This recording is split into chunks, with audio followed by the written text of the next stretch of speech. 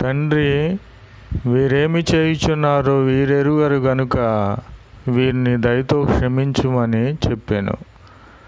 ప్రభువైన క్రీస్తు వారిని సిలువ వేసినప్పుడు, తనను హింసించినప్పుడు కూడా ఆయా ప్రజలను, ఆయా వ్యక్తులను ప్రభువైన క్రీస్తు వారు క్షమించమని తన తండ్రితో మనవి చేసి ఉన్నాడు. ప్రభునామమునకు స్తోత్రములు కలుగునుగాక.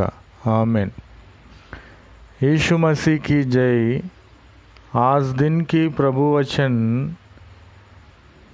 लूका में है। तब यीशु ने कहा, हे पिता, इन्होंने क्षमा करो, क्योंकि ये जानती नहीं कि क्या कर रहे हैं। यीशु